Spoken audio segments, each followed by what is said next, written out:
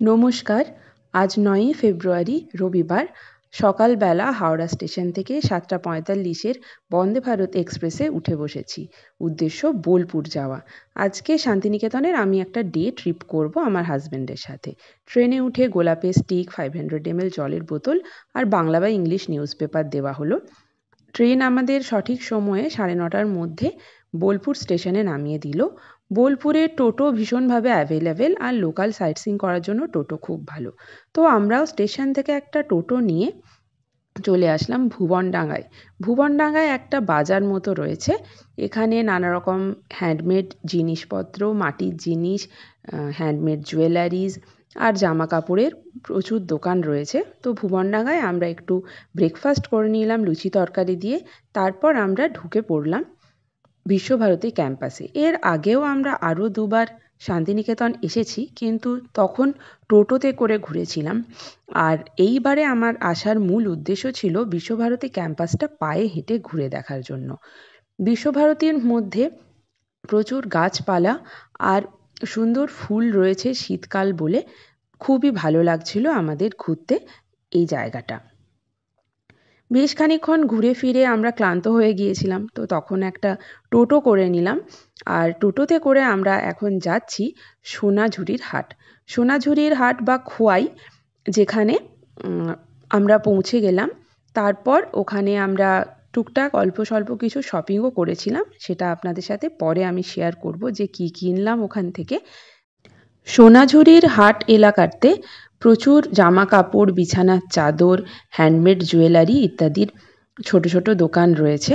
বাউল গানের আসর তো রয়েইছে, লোকগীতি এবং লোকনৃত্যও রয়েছে। অনেকে এর সাথে অংশগ্রহণ করছেন।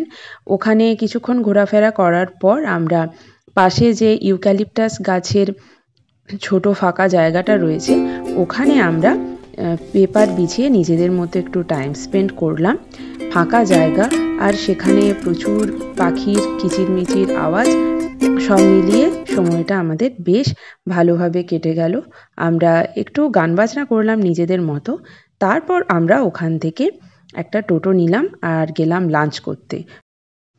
এবারের লাঞ্চ আমরা করেছিলাম বনবিথি হেসেল ঘরে। তো এখানে আমরা নিয়েছিলাম ভেজ থালি, তার মধ্যে ছিল ডাল, শুক্তো, এঁচড়, আলু ভাজা, বেগুন ভাজা, চাটনি, পাঁপড়। আমি একটা পমফ্রেট এক্সট্রা নিয়েছিলাম আর পোস্তর বড়া আমরা এক্সট্রা নিয়েছিলাম। খাবারের কোয়ালিটি যথেষ্ট ভালো আর টেস্টফুল ছিল, সঙ্গে ছিল ঘি। আর ওখানে লাঞ্চ করার জন্য আপনাকে আগে কুপন কেটে নিতে হবে বাইরে, তারপর আপনি লাঞ্চ করতে পারবেন। বনবিথি হেসেল ঘরের বাইরে এরকম সুন্দর ফুলের বাগান, খরগোশ, পায়রা, বিভিন্ন পাখি ইত্যাদি রয়েছে। লাঞ্চ শেষ করে আমরা বনবিথি হেসেল ঘর থেকে চলে আসলাম আমার কুটির সোসাইটি দেখতে। আমার কুটির সোসাইটি এখানকার একটা রুরাল ডেভেলপমেন্টাল সোসাইটি। এখানে বিভিন্ন রকম হ্যান্ডিক্রাফটের জিনিসপত্র পাওয়া যায়।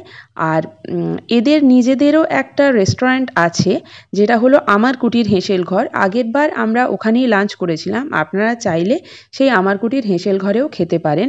ওটা আমার কুটির সোসাইটি থেকে কাছেই।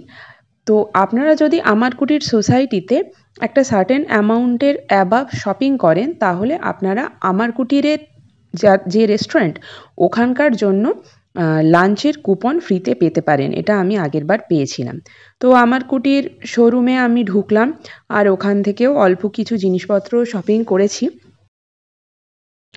আমার কুটির সোসাইটির এই যে বিল্ডিংটা দেখছেন, এখান থেকে সামনের দিকে গিয়ে একটা সরু রাস্তা আছে, যেটা দিয়ে কিন্তু আপনারা দেখতে পারেন কোপাই নদী।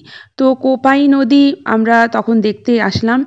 সানসেট অলরেডি হয়ে গিয়েছে, তাই সানসেট আমরা দেখতে পারিনি, কিন্তু বিকেলবেলায় হালকা আবছা আলোর মধ্যে আমাদের কোপাই নদী দেখতে খুবই ভালো লাগছিল। তো দেখুন, এইভাবে রুট ডিরেকশন দেয়া রয়েছে যে কিভাবে আপনি কোপাই নদীর কাছে আসতে পারবেন। কোপাই নদী দেখার পর আমরা ওখান থেকে নিয়েছিলাম একটা টোটো, আর সেখান থেকে ভুবনডাঙ্গায় নেমে অল্প একটু স্ন্যাক্স খেলাম, মোমো।